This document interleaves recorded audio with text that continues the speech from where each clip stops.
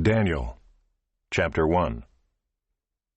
In the 3rd year of the reign of Jehoiakim king of Judah, Nebuchadnezzar king of Babylon came to Jerusalem and besieged it.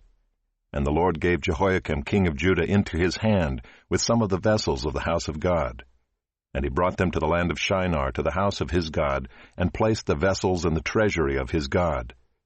Then the king commanded Ashpenaz, his chief eunuch, to bring some of the people of Israel, both of the royal family and of the nobility, youths without blemish, of good appearance and skillful in all wisdom, endowed with knowledge, understanding, learning, and competent to stand in the king's palace, and to teach them the literature and language of the Chaldeans.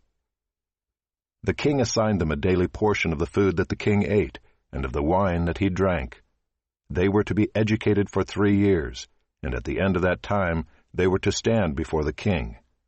Among these were Daniel, Hananiah, Mishael, and Azariah of the tribe of Judah. And the chief of the eunuchs gave them names.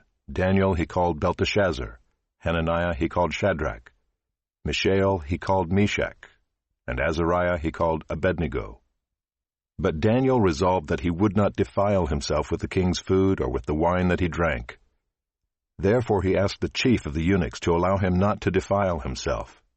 And God gave Daniel favor and compassion in the sight of the chief of the eunuchs.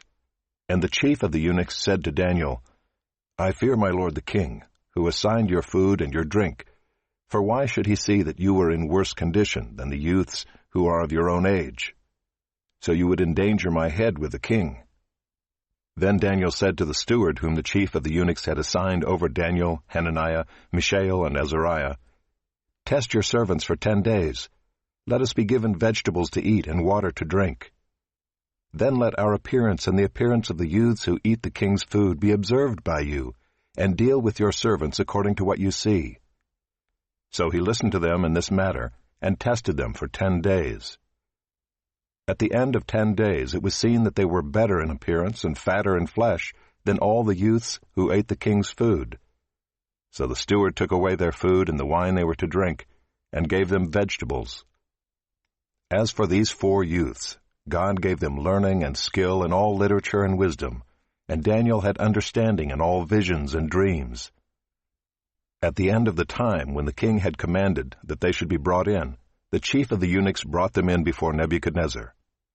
And the king spoke with them, and among all them none was found like Daniel, Hananiah, Mishael, and Azariah.